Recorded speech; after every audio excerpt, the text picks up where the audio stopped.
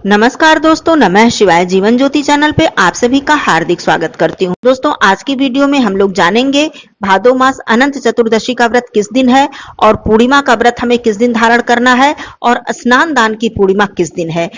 तीनों ही व्रत हमें किस दिन धारण करना है, भगवान सत्यनारायण जी की कथा का श्रवण किस दिन करना हमारे लिए उत्तम होगा और तिथि कब से कब तक रहेगी।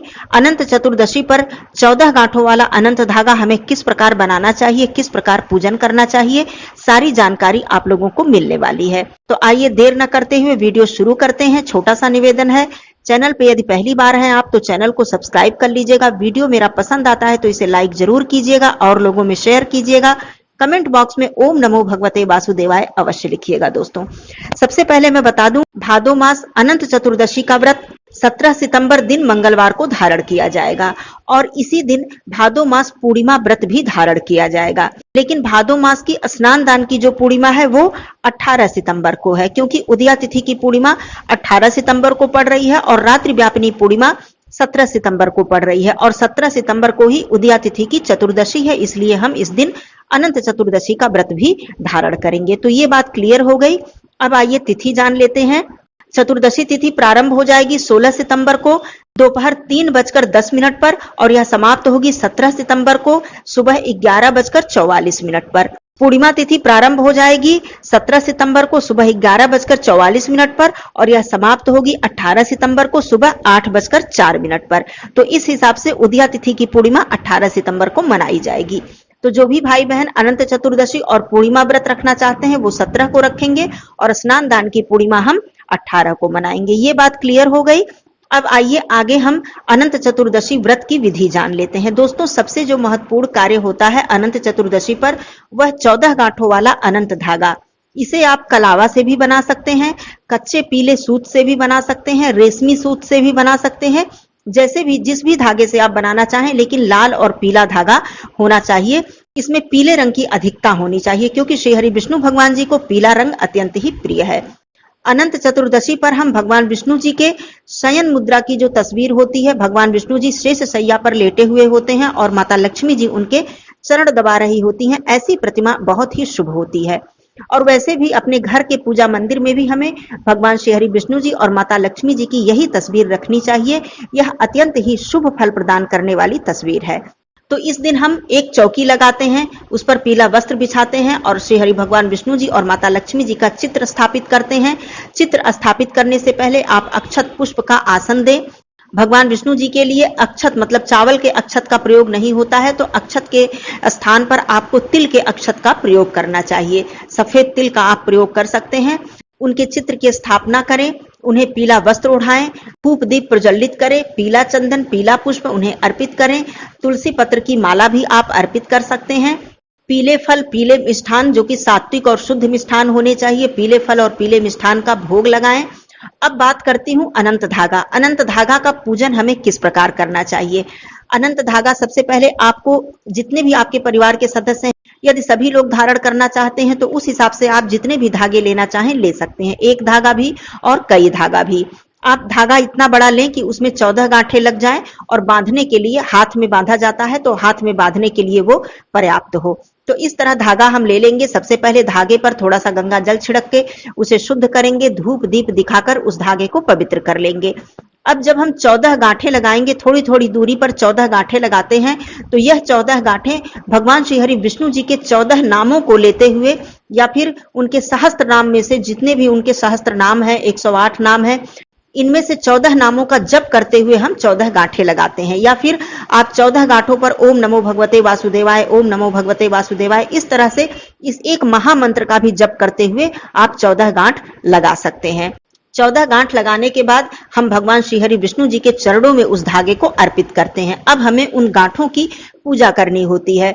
तो उन गांठों की पूजा हम कैसे करते हैं। उन गांठों पर हम पीला चंदन पीला पुष्प अर्पित करते हैं, 14 लौंग, 14 इलायची, 14 सुपारी, 14 पुष्प, 14 पान का पत्ता, 14 गेहूं के दाने, 14 जनेऊ और उन 14 गांठों पर हम दक्षिणा भी रखते हैं। दक्षिणा आप अपने हिसाब से 10, 5 जैसा भी दक्षिणा आप रखना चाहें, 14 गांठों पर अलग अलग दक्षिणा रखते हैं।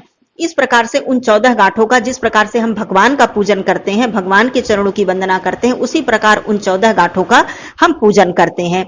धूप दीप प्रज्वलित करके उस धागे को वहीं पर रहने देते हैं और बैठकर भगवान विष्णु जी के मंत्रों का जप करते हैं, विष्णु सहस्त्र नाम का पाठ करते हैं। यदि आप इस दिन भगवान विष्णु जी के समक्ष बैठकर विष्णु सहस्त्र नाम का पाठ कर लेते हैं तो वह धागा समझिए कि इतना शक्तिशाली, इतना प्रभावशाली हो जाता है कि जिस भी मनोकामना से वह धागा आप अपने हाथ में धारण करेंगे, वो मनोकामना भगवान विष्णु जी तुरंत ही शीघ्र ही पूर्ण करते हैं।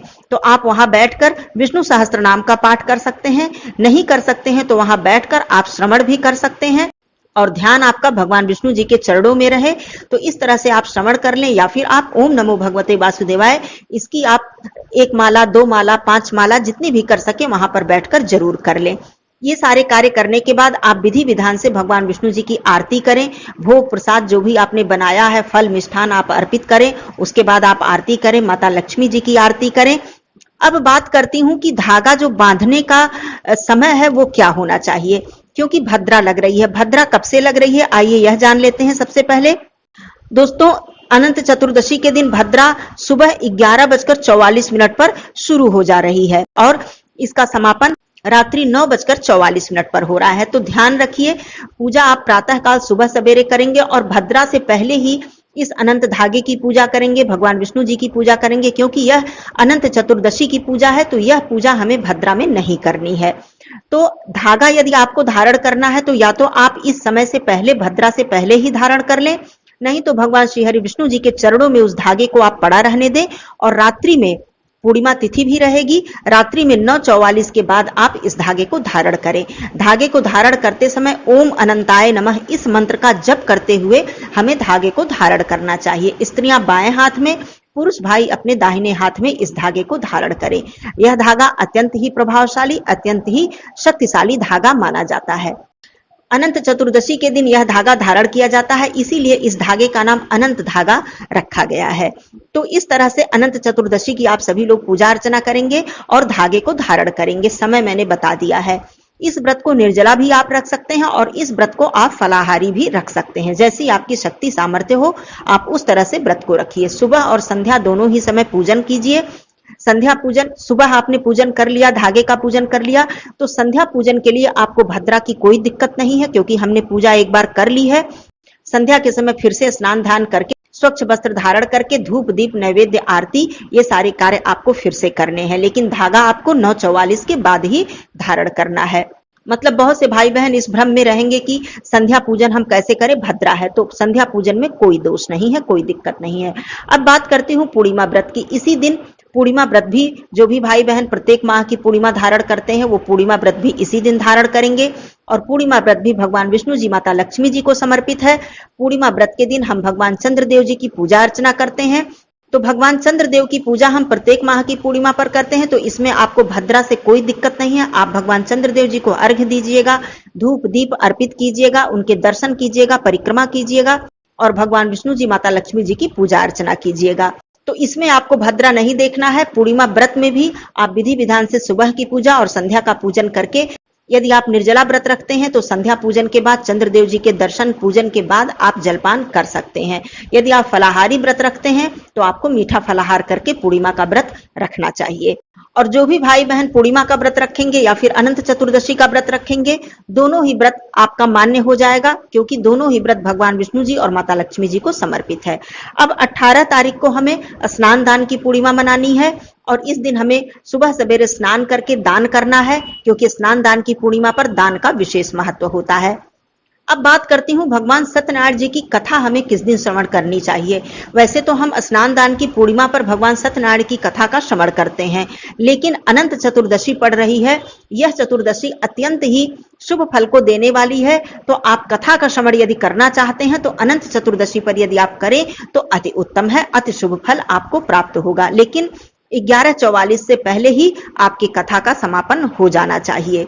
तो अनंत चतुर्दशी पर भगवान सत्यनारायण जी की कथा का श्रवण करना अत्यंत ही शुभ फल प्रदान करता है। तो भद्रा का समय भी आप लोगों ने जाना, पूजा विधि भी आप लोगों ने जाना। यदि कोई और भी भ्रम हो, प्रश्न हो तो जरूर पूछिएगा। फिर मिलती हूँ अगले वीडियो में, तब तक के लिए धन्यवाद। नमः शिवाय, हर हर महादेव।